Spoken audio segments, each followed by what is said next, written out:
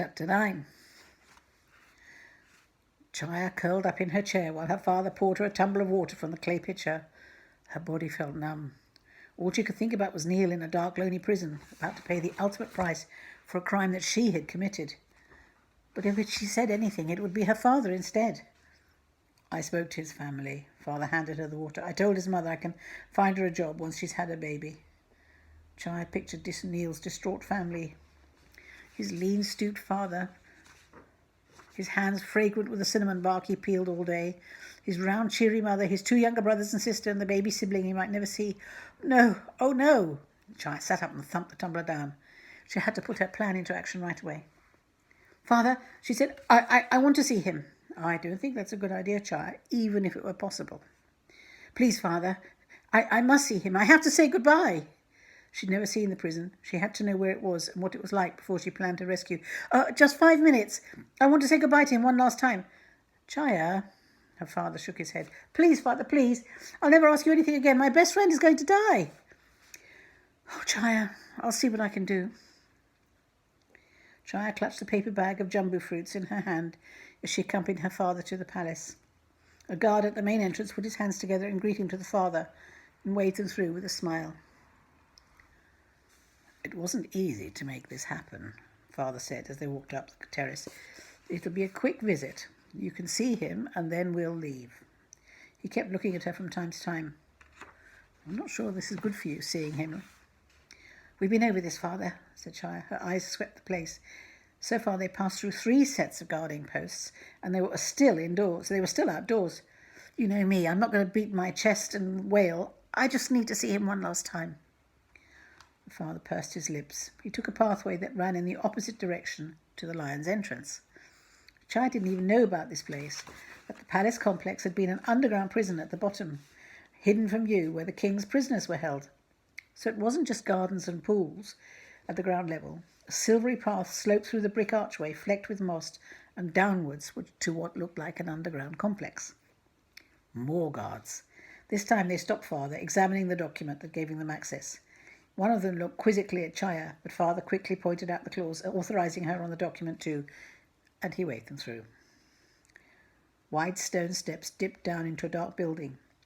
Even the stairs had guards on either end. This was going to be tough. Chaya bit into one of the jambu fruits, savouring its sweetness. Come on, said Father. Have you changed your mind? We could just go home. No. I was just looking. I didn't know about this place. It's not very pleasant, said Father, but we won't be staying long. She crunched another sweet while going down the stairs. All the guards seemed to be looking straight ahead, but she could feel their eyes following her and her father. The building was dark after the brightness outside and smelled of sweat and damp rags. A guard at the doorway checked the document again. He called out to a scrawny young man, "Take them to the jewel thief!" Chaya bristled at that. Neil had a name. She glared at the guard as she crunched her sweet and followed the young man inside. He unlocked a large iron-grilled door and it clanged open. A bare corridor lay ahead, tiny windows set in the walls. On the other sides were cells.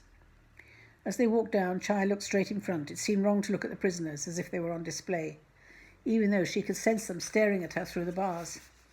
Right at the end, the guard unlocked a cell gate and pushed it open. "Go on," he said. Neil was sitting on the floor of the tiny cell. He looked red-eyed and worn, but got up and greeted his father with his palms together as soon as he saw them. He smiled at Chaya, his pastel blue shirt now brown, and a gash running across one cheek. A stab of anger sliced through Chaya. "Neilin," Father's gentle. "How are you doing, boy?" Neil nodded. "Thank you for coming." "Nice to see you too, Chaya." He sounded like he had a bad cold. "Hi, Neil." Her eyes swept over the cell. It was only 6 feet by 6, no windows, but there was one directly outside the bars in the corridor. "Are those for me?" Neil was pointing to the bag in her hand. "Oh, yes," she said, pushing the bag of sweets at him. The window was too small for her, wasn't it? She squinted at it. "Thanks," he said, looking into the bag. "Even though you've eaten most of them." "What? Oh, yeah, sorry, I was distracted." She shook her head. "There's still loads at the bottom." But he seemed rather bewildered. Father patted Neil. "Has your family been again, Neil?" "No, sir. They were allowed yesterday, but not any more." That's not right. I'll see what I can do, okay? Father looked at Neil kindly, but seemed unsure about what to say. They must want to be with you at this time. It's all right, sir. It's better this way. The guards were everywhere. How on earth was she going to get in here to get him out? But about my family, Sir Neil, without my wages... I understand, Neil, said the father. Don't worry about it at all. They will be taken care of, I make sure of that. I couldn't help you, boy, but I won't let your family down. There was only one entrance into the hall with the cells and the windows. Even if she could get in, could Neil get out?